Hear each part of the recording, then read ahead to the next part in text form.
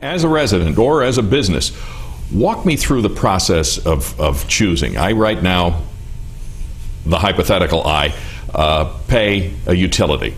And I just get my bill once a month, I pay it, and boom, that's the end of it. How do I shop for an independent? Well, I think you just named one of the key things, which is pick up your bill. And the bill that you have from your local utility has all of the information you need to shop.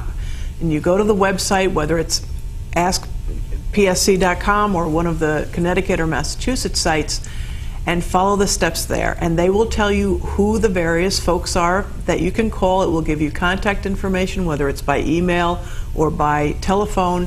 When you call, the basic information you need, your account information, your location information, the bill shows you if there's a meter, the meter information.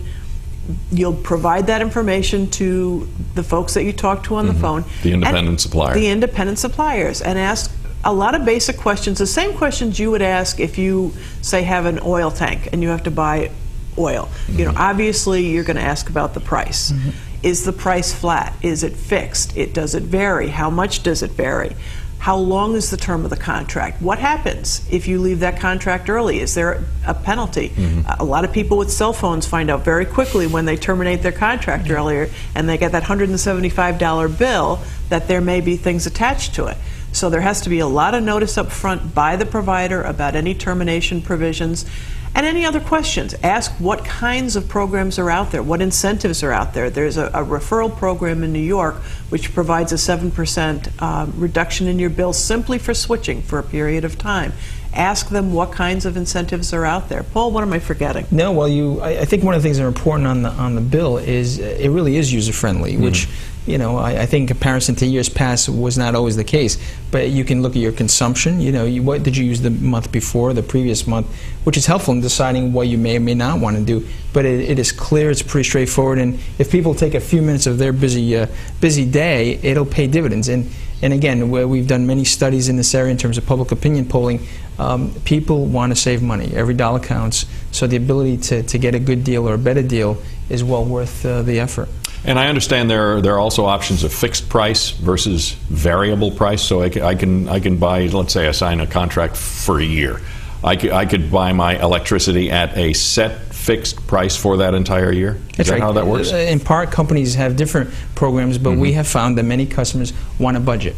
Right. They want to be able to say, even though it's X, you know, it'll be more during these months or these other months, but if I can flatten it out for the 12-month period, that will help me with my budget. It's like the utility budget plans. That's right, and that's a powerful tool in the sense of being able to count on your budgeting and do it appropriately. That's one of the options.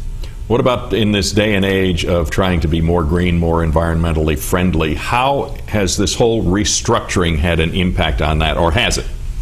Good point, Jack. There are customers who are very interested in purchasing electricity from green sources, and there are companies that are out there that advertise specifically with respect to that. There are programs that have been set up by the states that measure to make sure that these companies really are purchasing their electricity from either renewable or clean or, you know, whatever the various programs are that are out there. And assure the customers that if someone comes to their door and says, we're going to sell you green electricity, that it really does come from green sources. Yeah, there's a lot of integrity in the process there, and regulators, I think, have done a very nice job of making sure that we can measure that, in fact, it is a green source, be it a wind farm here in New York or in Maine, where have you. But again, it's all about choice. There are consumers, and more so, day in and day out, that green is a value. And whether it's a little more expensive or not, they intelligently will make that affirmative choice. And again, it's back to choice, the ability to do that. And that's exactly what we've found, particularly in Massachusetts and throughout New England, that there's a core constituency, and it grows every day, that green is important to them for a variety of reasons. I would imagine this day and age, it definitely is the case. All right, I decide to go with an independent. I have picked somebody. What do I need from them? What should I have to make sure that it is a good, solid business deal? Well, you will get a welcome package from them, assuming you've made your selection. You'll get a welcome package from them which has information about your program and so forth. From that point on, depending on where you are, many of the companies will provide their bill right as part of your main bill. On my bill, if I go to page 3, it's got all the information about what my competitive provider is providing me, how much of my bill is coming through that part.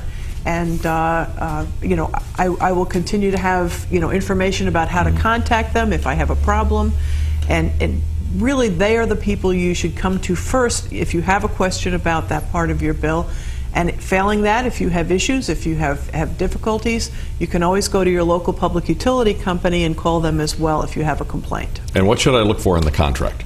Well, in the contract, the typical in terms of where that price, any termination issues, so you know in terms of the time and what commitment you've made, because typically there's a fair price, but there's a commitment on the other side in terms of how long you're going to be a customer.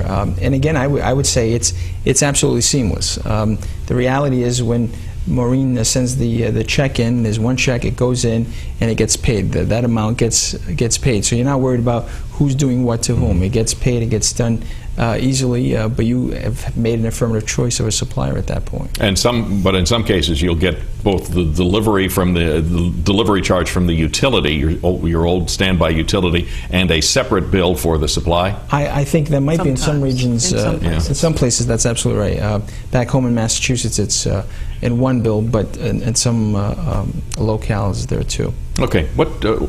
I make the switch. I sign my name on the dotted line. The new company takes over for supply. What changes? What stays the same? The beauty of this is that very, very little changes, in the sense that you have your utility that has the infrastructure. They keep the transmission facilities going. You get your electricity in there, and the reality is your lights stay on. You've made a different choice, and hopefully you've saved a bit of money. You've made a good relationship with a new company, and so very little will change, and that's part of the message. Very little will change. Now, if you had some opportunities in terms of some of the other service we talked about, in terms of technology, in terms of demand side response, the ability to gauge how much usage, some of those technologies will be new to you and could be something you choose depending on the company. Okay. And then is there anything other than the bill, really, or the potential for two bills that is different? No, it really is not, because if for whatever reason something happens to that supplier, it goes out of business, it leaves the state, what have you, you still have the ability to go back to your utility. It's an expression we refer to as provider of last resort. No matter what happens, you will have somebody to provide your electricity. So from a reliability perspective, I mean, I think we would make the argument that the overall system is more reliable, but in terms of your interface with your local utility, it's exactly the same. In terms of the options that are available, there may be some more options, there may be some more services.